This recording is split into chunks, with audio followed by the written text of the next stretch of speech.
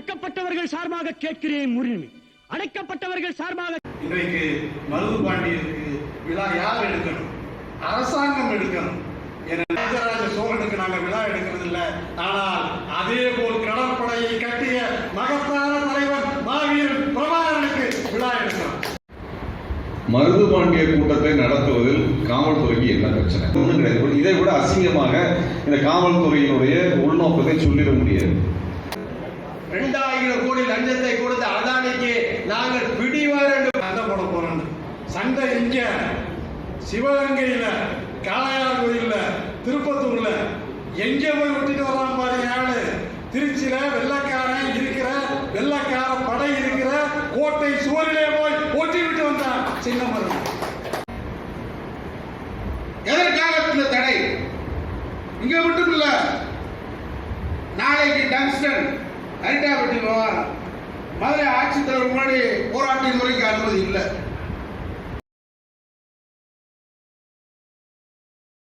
நினைவேந்தல் நிகழ்ச்சி நடத்த வேண்டும் என்று அனுமதி கேட்டது.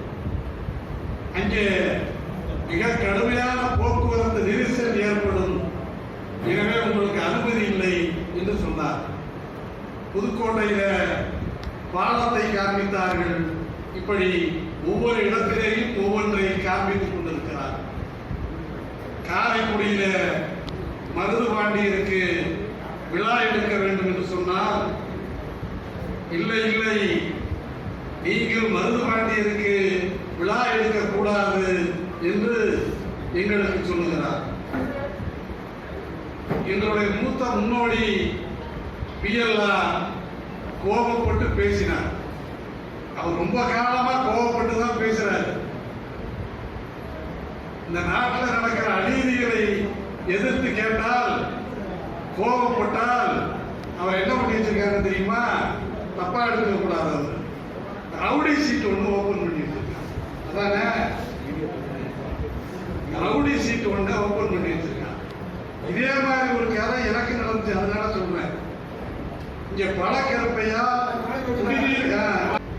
அதே மாதிரி புதுக்கோட்டையில ஒரு 60 பேர் செத்து போனான். திமுக ஆட்சி வந்தவுடன் கள்ளக்குறிச்சி மாதிரியே சாராயத்தை திறந்து விட்டு 60 பேர் செத்து போனான். நான் அப்பொழுது பாட்டாளி மக்கள் கட்சியின் இளைஞரணி தலைவர். நான் ஒரு கூட்டம் போட்டு 60 பேர் செத்ததுக்கு காரணம் திமுக மாவட்ட செயலாளர் தான் சொன்னேன்.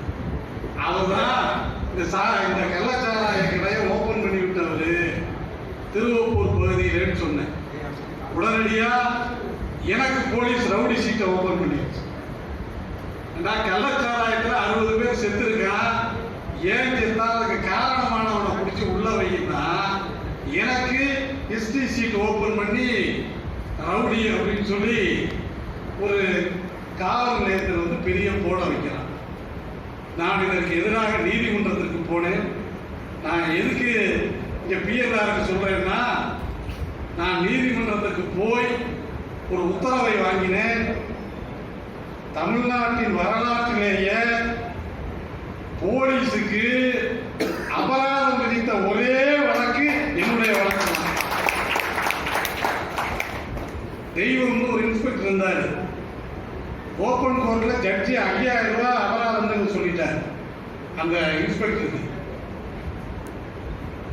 சொன்னதற்கு பின்னால ஜிபி பிபி எல்லாம் ஓடி போய் மத்தியானம் ஜட்ஜி சாப்பிட போற நேரத்தில் அவர் கையில காலில் விழுந்து 5000 ரூபாய் அபராதம் போட்டா எங்க எஸ்பிக்கு வேலை போயிடும், எனக்கும் வேலை போயிடும், என்ன காப்பாத்தலைனாலும் பரவாயில்ல, எங்க எஸ்பியை காப்பாத்துங்க அப்படின்னு கையை கால பிடிச்ச அழுது கடைசியில் அந்த நீதி அரசர் போட்டதுதான், உனக்காக வேணா உனக்கு பதவி நீக்கம் இல்லாம என்ன போடணும்னு கேட்கிறாரு. 1000 ரூபாய்க்கு மேல நீங்க அபராதம் விதிச்சீங்கன்னா எஸ்பி பதவி போயிருந்து சொன்ன பின்னாடி திரும்ப ஓபன் கோர்ட்டுக்கு வந்து அந்த நீதி அரசர் 1000 ரூபாய் அபராதம் இதில் மாற்றினார். அதுவும் 15 நாளுக்குள்ள வழக்கு போட்டவர்கள் கொடுக்கணும்னு நீதி அரசர் சொல்லிட்டாரு. நான் வேணும்னே ஊட்டியில போய் உட்கார்ந்துருக்கேன் 1 மாசம். என்னை தேடி கண்டுபிடிச்சு அந்த தெய்வங்கிற ஒரு டிஎஸ்பியா ரிட்டையர் ஆக போறார், திண்டுக்கல்ல இருக்கார். ஆமா, தெய்வமே என்ன தேடி பிடிச்சி அந்த 1000 ரூபாயை கொடுத்து 1000 ரூபாயை பெற்றுக்கொண்டேன் என்று எழுதி வாங்கி அப்புறமாக அதை நீதிமன்றத்தில் கொண்டு போய் கொடுத்தார்கள். எல்லா அரசியலும் போலீஸை விற்கும். இப்ப இருக்க தமிழ்நாடு அரசாங்கம் போலீஸ் அரசாங்கத்தை வித்துருச்சு. யார்கிட்ட இப்ப அரசாங்கம் இருக்குது? போலீஸ் இருக்கு. நாங்கெல்லாம் எடப்பாடிய கழுவி கழுவி குத்திக்கிட்டு இருந்தோம். அப்பா இப்ப பழமொழி சொல்லுவாங்கல்ல, உனக்கு அவனே பரவாயில்ல அப்படிங்கிற மாதிரி எடப்பாடியே தங்கம் அப்படின்னு சொல்லிக் கொள்ளுகிற அளவுக்கு இன்றைக்கு தமிழ்நாடு அரசு இருக்கு. ஒண்ணு இல்லை, திராவிடர்னா திருடன்னு ஒரு கொள்ளக்கார பையன் சொல்றான். திராவிடர்கள் என்றால் திருடர்கள் சீமான் சொல்றாரு. யாருக்கு கோபம்னா, நாங்க யாரும் திராவிடர்னு பேரே வைக்கல, எங்களுக்கு கோபம் வருது. ஆனா திமுகவுக்கோ அதிமுகவுக்கோ கோபம் வரல. உண்மையிலே யார் சட்டம் போட்டுக்கணும்? இன்றைக்கு ஆளுகிற அரசாங்கம் திமுக அரசாங்கம். திராவிடர் என்கிற பெயரை வைத்திருப்போம். நாங்கள் ஒன்றும் திமுக அரசாங்கத்துக்கு எதிரிகள் இல்லை. எங்களை அப்படியெல்லாம் நீங்க எதிரிகளை தள்ளி விட்டுறாதீங்க அப்படின்னு சொல்றோம். ஏன்னா முன்னாடியெல்லாம் எங்களுக்கு சாய்ஸ் இல்லை. போன சட்டமன்ற தேர்தல் எல்லாம் வேற சாய்ஸ் இல்லை எங்களுக்கு. திமுக ஓட்டு போடணும், அதிமுக ஓட்டு போடணும். இப்ப அப்படி இல்ல, புது புது சாய்ஸ் வந்துருச்சு. ஸ்டாலின் அவர்களே, புது புது சாய்ஸ் வந்துருச்சு. யார் யாரோ வந்து நின்று அம்பேத்கரை பத்தி பேசுறாங்க, யார் யாரோ வந்து நின்று வேங்கையரை பத்தி பேசுறாங்க. சாய்ஸ் வந்துருச்சு மக்களுக்கு. உனக்கு இல்லைன்னா அவனுக்கு ஓட்டு போடுவான். எனவே ஆட்சியை நீங்கள் இழந்து விடாதீர்கள் என்று ஸ்டாலின் அவர்களிடத்தில் சொல்லுவோம். இப்ப நீ என்ன பெரிய தலைவரா அப்படின்லாம் கேட்காதீங்க, சாதாரண ஆள் தானே அப்படின்னு நீங்க கேட்காதீங்க. எங்களை மாதிரி சாதாரண ஆட்கள்லாம் சேர்ந்துதான் திமுக ஆட்சியை தமிழ்நாட்டிலே கொண்டு வந்தோம். பெரியாரிய உணர்வான கூட்டமைப்பு என்கிற பெயரிலே பல கூட்டங்களை தமிழ்நாட்டிலே நடத்தி எடப்பாடிக்கு எதிரான ஒரு மக்கள் எழுச்சியை உருவாக்கியவர்கள் நாங்கள். திருமுருகன் காந்தி, குழந்தை அரசுனா அப்படி ஒரு பெரிய இளைஞர் எழுச்சியை தமிழ்நாட்டிலே உருவாக்கி அதை எவனோ விதைக்க எவனோ அறுவடை பண்ண கதையா நீங்க அறுவடை பண்ணிட்டு போனீங்க, அவ்வளவுதான். அதனால இந்த ஆட்சி ஐயா 5 வருஷத்தோட முடிஞ்சு போயிடும். மறுபடியும் தேர்தல் வரும், மறுபடியும் நீங்க வீட்டில் போய் உட்காரணும். சொல்ல முடியாத அடுத்தாப்புல வரவன் ஜெயிலுக்கு உங்களை அனுப்பினாலும் அனுப்பி வைப்பான். இதெல்லாம் நீங்க தடுத்து கொள்ள வேண்டும் என்று சொன்னால் நீங்க போலீஸ்ட உங்களை வித்துக்கிட்டீங்கல்ல, அதை வாபஸ் வாங்கிக்கீங்கன்னு நாங்க சொல்றோம். ஏனென்றால் இதைத்தான் எடப்பாடி செய்தார், விளைவுகளை அனுபவித்தார். அதை திமுக செய்யக்கூடாது என்று நாங்கள் விரும்புகிறோம். தொடர்ச்சியாக தடை. ஏன் இதே வேலையே இல்லையா? போலீஸுக்கு வேற என்ன வேலை? திருட்டு போயிருக்கான், முள்ள மாதிரி இருக்கான், முடிச்ச ஊக்கியிருக்கான், அவனை எல்லாம் தேடி பிடிங்க. கலாச்சாரம் வைக்கிறான், 1 நம்பர் லாட்ரி விற்கிறான், இதெல்லாம் தேடி பிடிங்கன்னா அதை விட்டு எங்க பின்னாடியே ஏன் போலீஸ் இருக்குதுன்னு தெரியல. நாங்கெல்லாம் எந்த தப்பு பண்ணாலும் ஆகும், எந்த பாதுகாப்பாக எங்க பின்னாடி இருக்கா? ஒன்றும் கிடையாது. சாதாரணமான ஆட்சி. எங்க பின்னாடி ஏன் போலீஸ் தெரியல? எங்களுக்கு நீங்கள் எதிரிகள் அல்ல.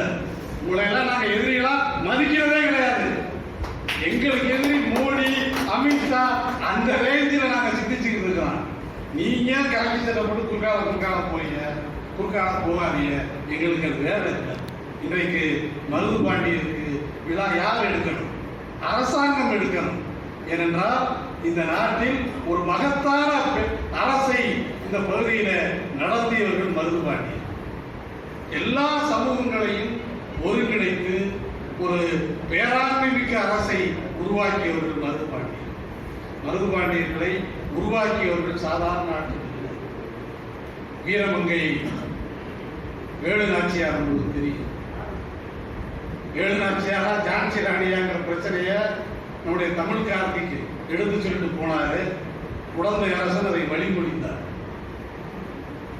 அதாவது வேலு நாச்சியாருக்கு 50 வருஷம் பின்னாடி வந்த ஜான்சி ராணிய கொண்டாடுறோம். 50 வருடம் முன்னால் வந்த வேலு நாச்சியாரை கொண்டாட மறுக்கும். நமக்கு அப்படித்தான் சொல்லிக் கொடுக்கலாம். தென்னாட்டின் ஜான்சி ராணி வேலு நாச்சியாருங்கிறான். இவங்களுக்கு அவங்களுக்கு 50 வருஷம் கழிச்சுதான் அந்த அம்மா ஜான்சி ராணி வருது.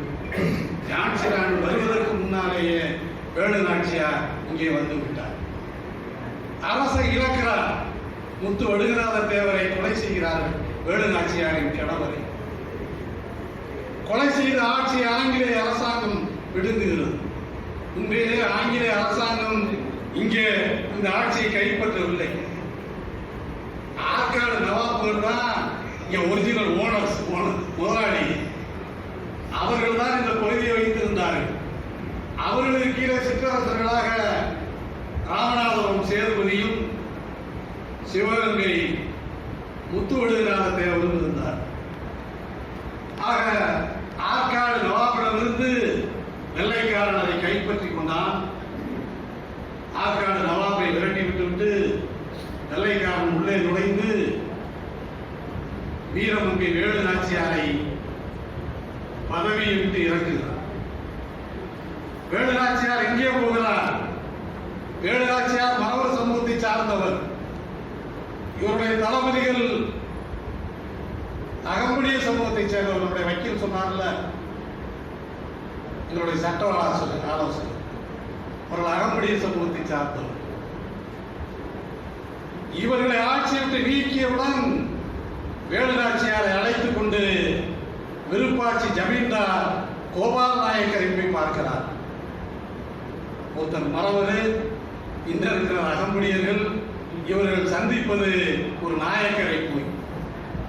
கோபால் நாயக்கர் அவர் இவர்களை ஐதரலி இடத்திலே கூட்டிக் கொண்டு போகிறார். சும்மா குடியில் போல, ஐதரலி இஸ்லாமியர், சும்மா குடியில் போல 8 ஆண்டு காலம் இவர்களை அவர் தன்னுடைய விருப்பாட்சி பகுதியிலே தங்க வைக்கிறார். அதையும் தாண்டி கோபால் நாயக்கர் வேலு நாச்சியாருக்கு உருது மொழியை சொல்லிக் கொடுக்கிறார். ஏன்னா அவர்களோடு பேசுவதற்கு, ஐதரலியோடு பேசுவதற்கு அப்போதுதான் உருவாகி இருந்த உருது மொழியை சொல்லிக் கொடுக்கிறார். அவர் உருது மொழி பயின்று ஐதரலியோடு உரையாடல் நடத்துகிறார். இப்ப பாருங்க, மறவர், அகம்படியர், நாயக்கர்கள், இஸ்லாமியர்கள், அதேபோல் பிள்ளைமார்கள், இவர்களெல்லாம் சேர்ந்துதான் ஒரு படையை கட்டமைக்கிறார்கள். அந்த படைக்கு கவுண்டர் சமூகத்தை சேர்ந்த தீரன் சின்னமலை உறுதுணையாக இருக்கிறார். இப்படியெல்லாம் எல்லா சமூகங்களையும் ஒன்று சேர்த்த மகத்தான மாவீரர்கள் மருதுபாண்டியர். இப்ப மருதுபாண்டியருக்கு இந்த விழாவை அரசாங்கம் எடுக்கணுமா, நாங்க எடுக்கணுமா? ஒரு புத்தி உள்ள அரசாங்கமாக இருந்தால், அறிவுள்ள காவல்துறையாக இருந்தால் என்ன செஞ்சிருக்கணும்? இந்த நிகழ்ச்சியை நீங்களே நடத்துங்கய்யா அப்படின்னு எங்கள்கிட்ட சொல்லியிருக்கணும். இல்ல இல்ல நீங்க நடத்தாதீங்க, நாங்கள் நடத்துகிறோம் என்று இந்த அரசாங்கம் சொல்லியிருக்கணும். ஒரு சாதிக்கான அமைப்பு நாங்கள் இல்லை, எல்லா சமூகங்களையும் ஒன்று சேர்க்க வேண்டும் என்கிற அமைப்பு. அப்படி எங்களை போன்றவர்கள் மருதுபாண்டியர் விழாவை நடத்துகிறோம். அப்படிப்பட்ட மகத்தான மன்னர்கள் மருதுபாண்டியர். அவர்கள் ஏன் வெள்ளை அரசாங்கத்தை பிற்காலத்திலே பகைத்துக் கொண்டார்கள்? ஊமைத்துறை, ஒரு நாடற்றவன், வீரபாண்டிய கட்டபொம்மனின் சகோதரன். அவருடைய கோட்டை உடைத்து நொறுக்கப்படுகிறது. வீரபாண்டிய கட்டபொம்மன் தூக்கிலே இடப்படுகிறார். அவருடைய தம்பி ஊமைத்துறை ஊர் ஊராக போய் அலைந்து திரிகிறார். கடைசியிலே சின்ன மருதுவிடம் வந்து அடைக்கலம் கேட்கிறார். உலகத்திலேயே அடைக்கலம் கொடுத்தவரை காப்பாற்றுவதற்காக அரசை இழந்த மகத்தான மன்னர்கள் மருதுபாண்டியர். எவனும் அடைக்கலம் வந்தவனுக்காக நாட்டை இழக்கல.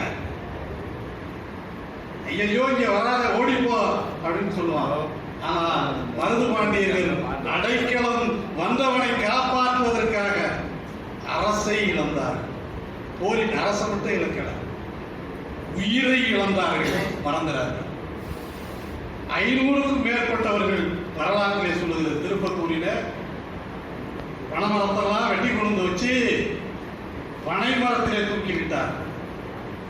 500 பேருக்கு மேல் என்றுதான் வெள்ளக்காரன் சொல்றான். பெயர் இல்லை, யாருக்குமே யாரார் இறந்தார்கள் என்று தெரியாது, யாரை தூக்கிவிட்டோம் என்று தெரியாது. 500 பேருக்கு மேல் 512 பேர் சொல்றான். ஆனால் சில வரலாற்று ஆய்வாளர்கள் 700க்கும் மேற்பட்டவர்கள் தூக்கிலிடப்பட்டார்கள் என்று சொல்லுகிறார்.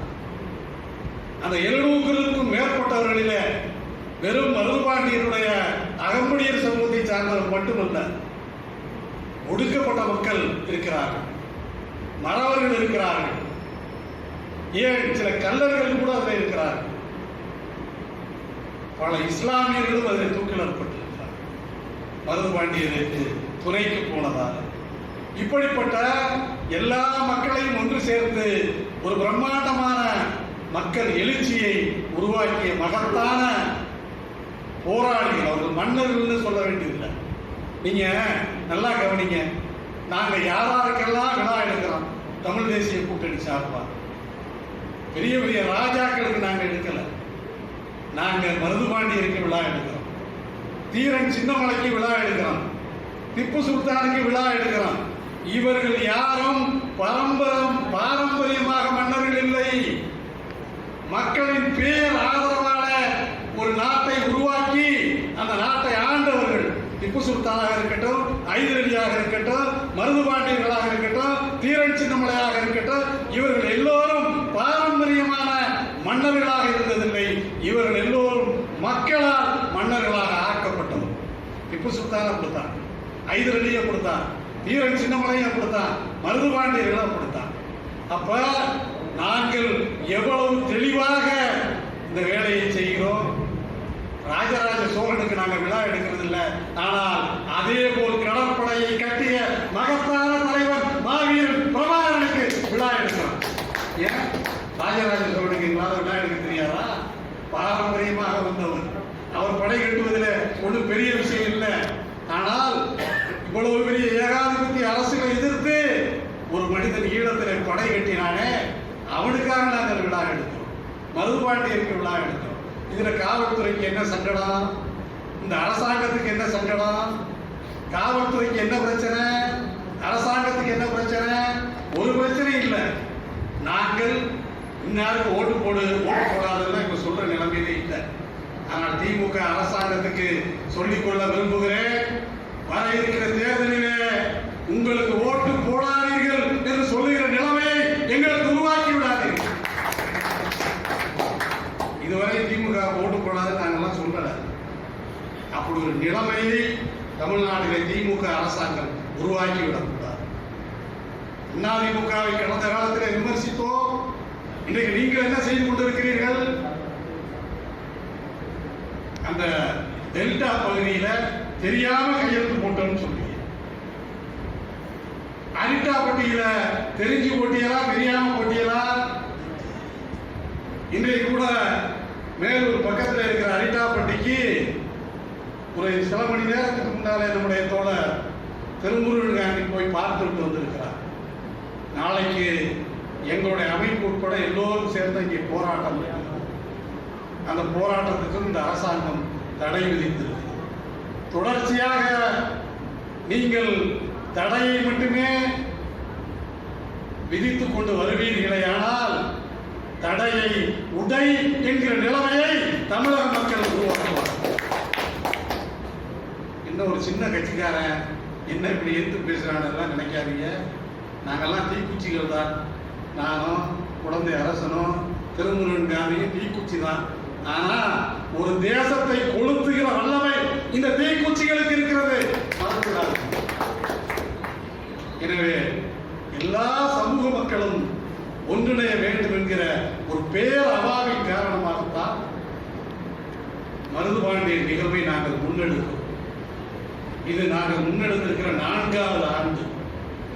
2 முறை திருப்பத்தூரில் அங்கேயும் நீதிமன்றத்துக்கு போய் 2 முறையும், ஒரு முறை அதை விட பெரிய கொடுமை.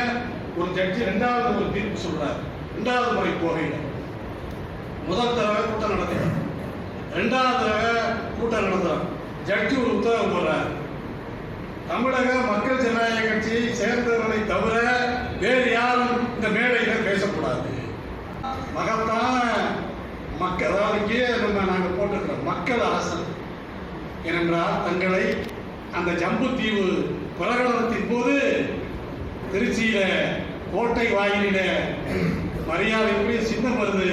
ஒரு சுவரொட்டி விட்ட பழக்கத்தை தமிழ்நாட்டில் இந்தியாவில் முதலில் அறிமுகப்படுத்திய சின்னம் வருது. அவர்தான் அந்த சுவரொட்டியை ஒட்டுகிறார். இஸ்லாமியர்கள், பிராமணர்கள், இன்னும் வேற சமூக மக்கள் எல்லோரும் எங்களுக்கு ஆதரவு கொடுக்கணும், நான் வெள்ளைக்காரனை எதிர்த்து சண்டை போட போறேன். சண்டை எங்க? சிவகங்கையில, காளையார் கோயில்ல, திருப்பத்தூர்ல எங்க போய் ஒட்டிட்டு வரலாம் பாருங்க. ஆளு திருச்சியில வெள்ளைக்காரன் இருக்கிற, வெள்ளைக்கார படை இருக்கிற கோட்டை சுவரிலே போய் ஒட்டி விட்டு வந்தான் சின்னம் வருது. அப்படி ஒட்டிய பரம்பரையை சார்ந்தவர்கள் நாங்கள். சும்மா எங்களுக்கு அது மாதிரி மன்னர்கள் அவங்களெல்லாம் ஒன்று சேர்ந்து ஒரு மகத்தான போரை இங்கே நடத்தினார்கள். அது இறந்து போனா, செத்து போனா, அதை பத்தி எங்களுக்கு கவலை இல்லை. இன்னைக்கு வரை அது தொடருதுன்னா ஈழத்துல எப்படி தொடருது? அதுக்கெல்லாம் முன்னோடி எங்களுடைய குயிலையும் மருது பாண்டியர்களும் வீரமங்கை வேலுநாச்சியார் உயிரை துச்சமாக மதித்து இந்த போராட்டத்தை, ஆங்கிலேயருக்கு எதிரான போரை தொடங்கினார்கள்.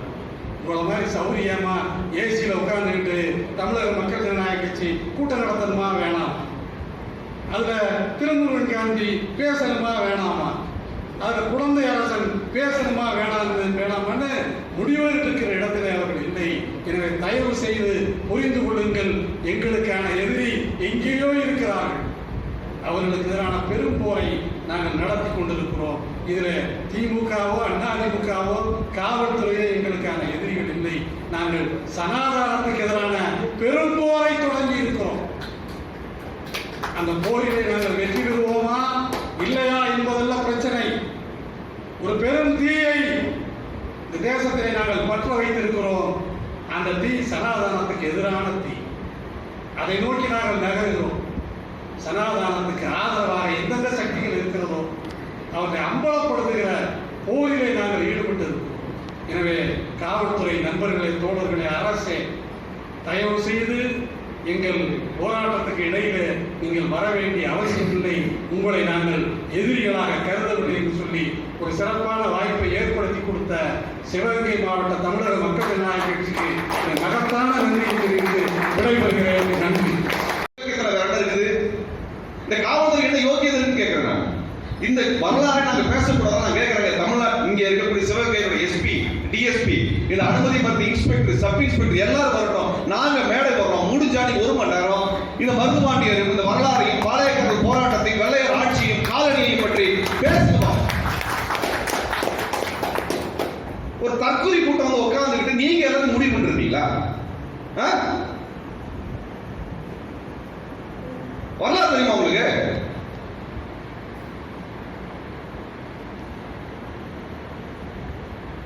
மருதுபாண்டியர்கள் இந்த மண்ணுக்காக போராடின வரலாறை மக்களிடம் சொல்லுவதற்கு தடை ஏற்படுத்துகிறார்கள் என்றால் அந்த காவல்துறையை நோக்கியும் அந்த தடையை கொண்டு வருகின்ற அதிகாரிகள் நோக்கி நடவடிக்கை எடுக்க வேண்டிய பொறுப்பு திமுகவிற்கு இருக்கிறது.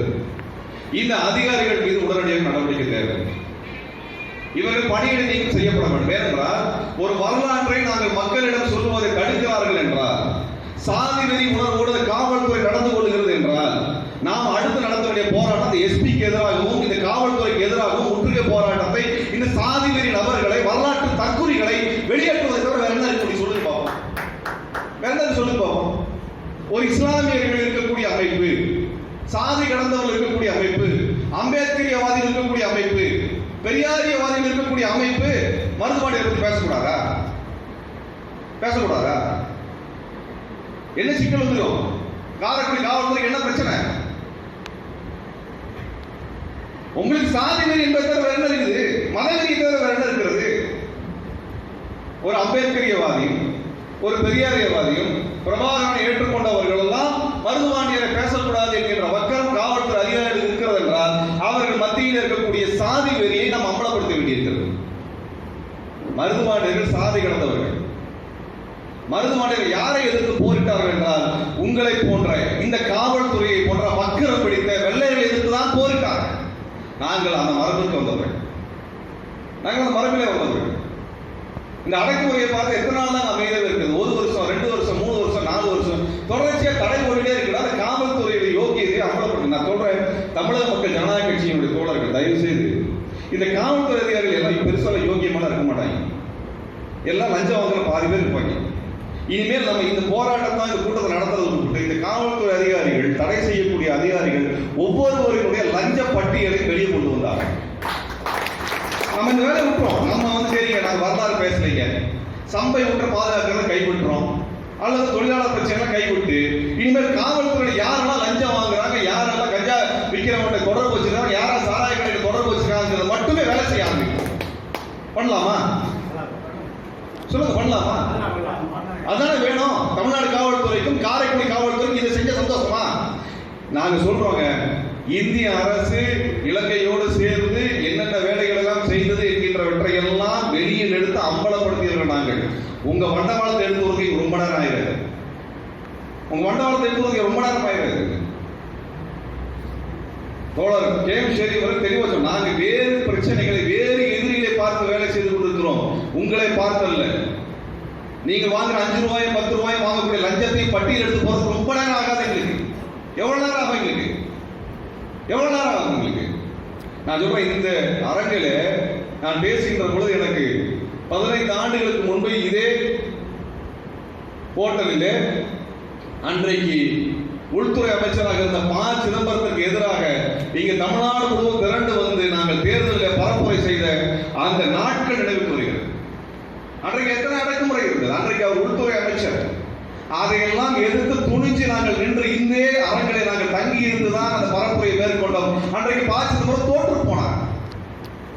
இதே இவிஎம் மிஷின் வச்சுதான் காங்கிரஸ் ஜெயிச்சது, வேற ஒன்றும் கதை கிடையாது. அதனாலதான் இவிஎம் மிஷின் பிரச்சனை வந்துச்சுன்னா காங்கிரஸ்கான வாயவே திறக்கிறது இல்லை. என்னைக்கா திறந்தாங்களா? அன்னைக்கு 2009 தேர்தலில் காங்கிரஸ் இவிஎம் வச்சு தான் ஜெயிச்சது. அன்றைக்கு ப. சிதம்பரம் உள்துறை அமைச்சராக இருந்தார். எங்கள் மீது பயங்கரவாதிகள், தீவிரவாதிகள், மாவோயிஸ்டுகள், நக்சலைட் என்று பல குற்றச்சாட்டுகளை அவரும் அவரது மகனும் அன்றைக்கு வைத்தார்கள். அதையெல்லாம் மீறி அன்றைக்கு பரப்புரை செய்ய வந்தவர்கள் 12 பேரை சிறையில் அடைத்தார்கள், புதுக்கோட்டை சிறையில். அதையெல்லாம் மீறியும் அந்த உள்துறை அமைச்சர் தண்ணி காட்டியவர்கள் இங்கே இருக்கக்கூடிய தோழர்கள். அதனால நான் சொல்றேன், நாங்க வரலாறு பேசி போறதுக்காக வந்திருக்கோம், மருதுபாண்டியர் பற்றி பேசுறதுக்காக வந்திருக்கோம். காவல்துறை பற்றி பேச வேண்டும் என்று நீங்கள் விரும்பினால் நாங்கள் அதற்கு ஒரு பொதுக்கூட்டத்தை ஏற்பாடு செய்து இங்கே இருக்கக்கூடிய inspector, sub inspector, DSP, SP ஒவ்வொருத்தரோட வண்டவாளத்தை பற்றி பொதுக்கூட்டம் நடத்துவதற்கு நாங்கள் நீதிமன்றத்தில் அனுமதி வாங்கி உங்களை பற்றி, உங்கள் வரலாறை பற்றி, உங்கள் யோகியதை பற்றி மட்டும் ஒரு பொதுக்கூட்டம் நடத்தலாம். போதுமா? பார்த்துக்கலாமா? ஒத்துக்கிறீங்களா? அப்படி இந்த காவல்துறையுடைய இந்த ஜனநாயக விரோத நடவடிக்கை குறித்து ஒரு பொதுக்கூட்டம் நடத்துவதற்கு எங்களால் நீதிமன்றத்தில் அனுமதி வாங்க முடியாது நினைக்கிறீங்களா? அனுமதி வாங்கி நீங்க பலாயிரக்கணக்கான போஸ்டரை ஒட்டி உங்க வண்டவாளத்தை பொதுக்கூட்டம் போட்டு சொல்றது இங்க எவ்வளவு நேரம் செய்யலாமா? சொல்லுங்க, செய்யலாமா? கருத்துரிமை என்ன விளக்கண ஜனநாயகம்? நீங்களும் விளக்கண ஜனநாயகம், நீங்க அரசியல் சாசனத்தை பத்தி பேசிட்டு இருக்கீங்க. உங்களுக்கு யார் சம்பளம் தர்றா? மக்கள் சம்பளம் தர்றாங்க. இங்க வரி பணத்துல தான் உங்களுக்கு சம்பளம் வருது. அரசியல் சாசனத்தின் கீழாக அதிகாரம் பெற்ற நீங்கள் அரசியல் சாசனம் கொடுத்திருக்கக்கூடிய பேச்சுரிமையை, கருத்துரிமையை மறுப்பதற்கு காவல்துறைக்கு எந்த